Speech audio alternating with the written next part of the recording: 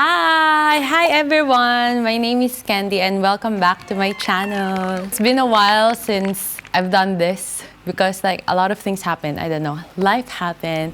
So last year August, I got married to the love of my life who's set up this camera and lighting. He's very supportive. He's a videographer, by the way. That's why.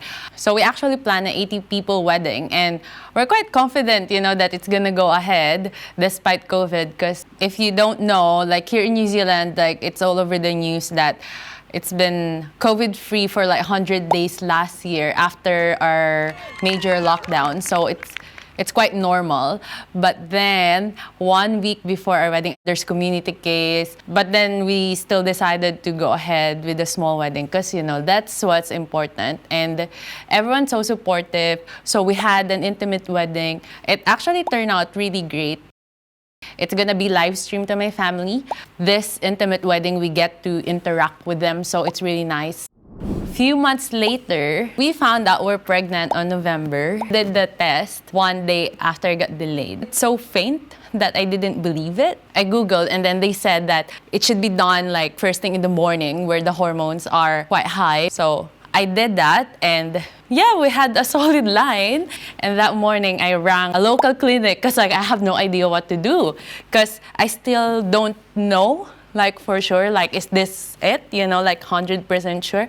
And then I told them the situation. I said, what can we do to confirm this? And they said, do you want to have the test with the nurse? When we got there, I enrolled on that clinic because in here you have to enroll. And since I've been here for 3 years, even though I'm on work visa, like I'm entitled to some health benefits. Pretty much the government subsidized some of it, like some of the doctor's fee.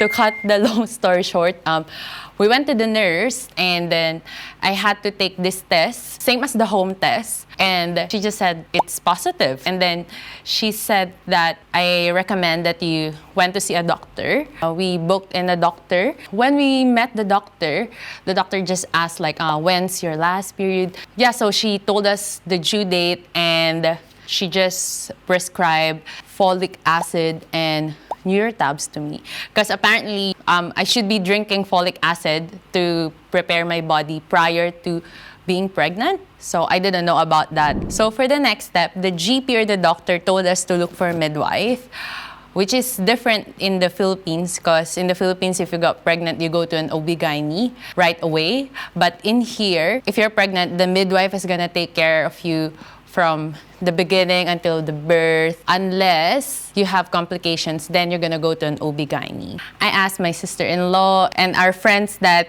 already have a baby for recommendations about their midwife and where did they find their midwife. So they told me that I should search on findyourmidwife.co.nz. So this is the website that the people go to find their midwife. So you have to select your due date and your preference of birth, either in the hospital, at birth care, or water birth, or at home birth. So it's gonna filter out all the midwives that's applicable to your preference. We actually chose hospital and birth care. So that's our 2 options. I've actually contacted quite a few midwives and I'm so surprised that only 2 people responded to me. The first one that responded, so we asked to meet with her to see if we're a good fit. So when we met her, she's so soft-spoken. She knows what she's talking about. Like she makes me feel comfortable, she makes me feel relaxed. So my first instinct was let's go ahead with her. She gave us 2 forms for the scan. One is for a dating scan and one is for an NP scan. And then she gave us 2 forms for blood tests also. So after we met with the midwife, I actually decided to just went ahead with the blood test. It's also government funded, so it's free of charge. So they took 5 vials of blood just to do the 2 blood tests at the same time. So I don't have to come back again. And then they're gonna send the results to my midwife. So all throughout that first stage of my pregnancy, I didn't feel anything. Like there's no symptoms at all, no sickness. And come 7 weeks, I woke up one morning, I'm feeling jet lag and it's a combination of a hangover. I keep reading about morning sickness, but there's actually no definition. I'm actually not sure how am I supposed to feel like. Is it gonna be a headache, just a headache, or just dizziness? But that's how I would describe it. It feels like a combination of jet lag and hangover. I'm actually homebound. I can do car travel. It should be called all-day sickness. Ang paglilihi, it started during that time. Paglilihi is a Filipino term when you're pregnant and then you have food aversions, you're sick. It's like a combination of everything. But there's actually no direct translation. That's why I can't actually explain it to Nathan. Major lihi I went through is my food aversion. I'm Filipino. I love garlic, adobo, hello, garlic rice, everything, longganisa, everything made of garlic. Like all our dishes starts with garlic and lots of garlic. Just can't stand it. We actually have to ban it in the house. It feels like my eating habits went back to when I was a child. When I'm a picky eater, I only eat plain stuff like plain rice, white bread, no vegetables at all, and no meat even. Like I can't stand the smell of cooking also. Whenever we're having dinner, I have to go to our bedroom and then shut myself there. I actually lost a few kgs during that time. Ever since I came here, I didn't actually crave for Filipino food. When I feel pregnant, started to crave Filipino food. Everything from palabok, puto bongbong, tocino, longganisa. Actually quite hard because in here, even though you actually could do it, but I can't because like I can't cook during that time.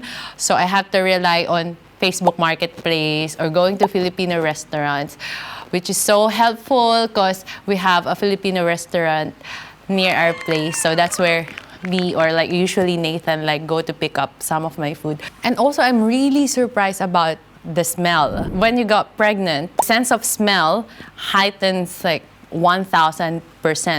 We both have to change deodorants to the roll-on ones because I can't take the spray ones.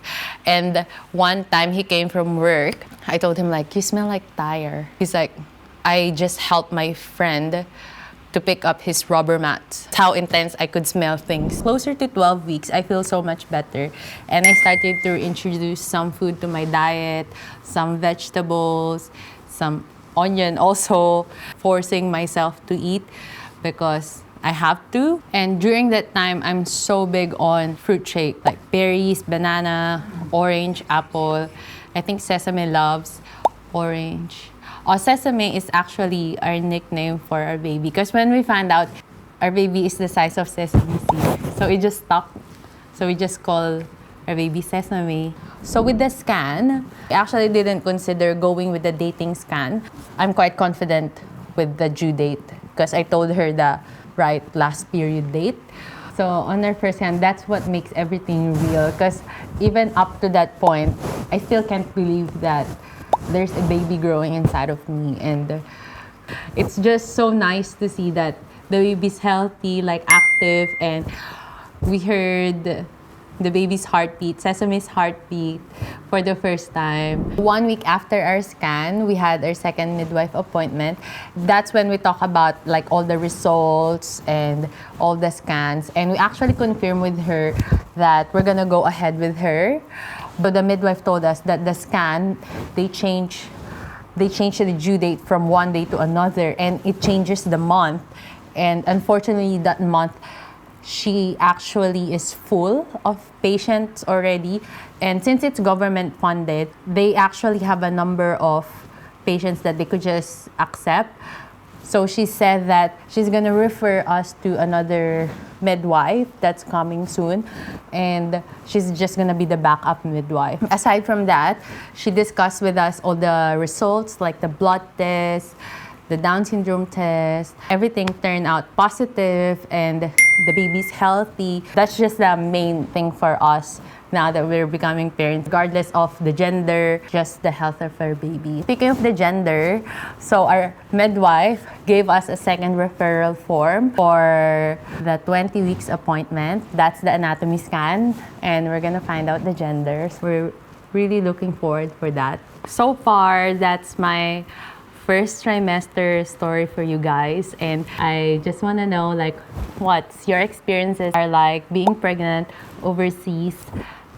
And yeah, see you next time. Don't forget to like and subscribe to my channel. Bye!